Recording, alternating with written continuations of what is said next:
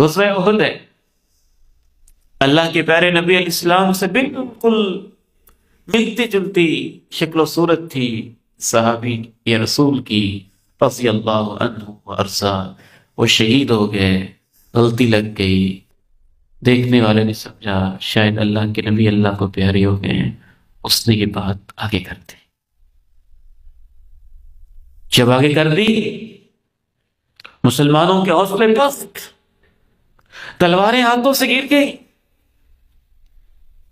کچھ کہنے لگے اللہ کے نبی نہیں رہے تو اب کیا کریں،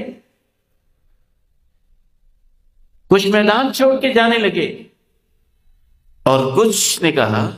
کہ جس مشن پہ اللہ کے نبی چلے گئے اسی مشن پہ ہم بھی جائیں۔ لیکن خبر کا اثر تو بڑا گہرا ہوتا ہے، بہت اہم بات ہوتی ہے، اور انسان کی پوری زندگی بعض دفعہ اس سے متاثر ہوتی ہے، اور خصوصاً آج کے اس دور میں تو میں آپ کو اللہ کے گھر میں کھڑے ہو کے نصیحت کرتا ہوں، آپ اپنی آنکھوں سے ویڈیو دیکھ لیں، آپ اپنے کانوں سے سن لیں، آپ یوٹیوب پہ دیکھ لیں، فیس بک پہ دیکھ لیں، کسی ایک چیز پہ دیکھ لیں، جب تک اس کی تحقیق اور تسلی نہ ہو، کسی کی عزت اور ذات کے متعلقہ وہ بات ہے تو اسے آگے نہ پہنچائیں۔ کیمرے کی اندر ایڈیٹنگ آج کتنی آسان چیز ہے، کیا سے کیا بنا دیا جاتا ہے، اور ہر بات کو آگے پھیلانا اللہ کے قرآن کی آیتیں جس پیغمبر پہ نازل ہوئی ہیں اس پیارے نبی علیہ السلام کا فیصلہ ہے کہ جو ہر سنی سنائی بات آگے کرتا ہے، آپ نے ارشاد فرمایا وہ جھوٹوں میں سے ایک جھوٹا ہوتا ہے۔ آگے تو آپ نے پہنچائی ہے نا، تو اب وہ آپ کے کھاتے میں لکھی گئی ہے، شیئر آپ نے کی ہے، اب وہ آپ کے کھاتے میں لکھی گئی ہے، ذمہ داری آپ کی تھی۔ آپ یہ کہہ کے بری نہیں ہو سکتے کہ لوگ کہتے ہیں، میں نے سنا ہے جب کوئی شخص بات آگے پہنچا کے پھر یہ کہتا ہے، لوگ کہتے ہیں، مشہور ہے، سارے کہہ رہے ہیں،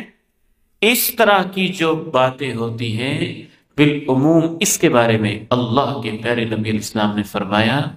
بِئْسَتْ مَطِیَّةُ الرَّجُلِ زَعَمُ، یہ آدمی دوسروں کی گردن پہ سوار ہو کے خود کہنا چاہ رہا ہوتا ہے، نام استعمال لوگ کہتے ہیں۔ اگر آپ کوئی بات پسند نہ ہوتی پھر آپ بیان کرتے، اگر آپ کے اپنے کسی چہیتے کے بارے میں ہوتی پھر آپ آگے پھیلاتے، اگر آپ کی اپنی بیٹی اپنے بیٹے کے بارے میں ہوتی پھر آپ کہتے، لوگ کہتے ہیں میرا بیٹا ایسے، میری بیٹی ایسے، پھر تو آپ بڑے ذمہ دار بنتے نا۔ تو دوسرے شخص کی بھی ایک عزت ہے،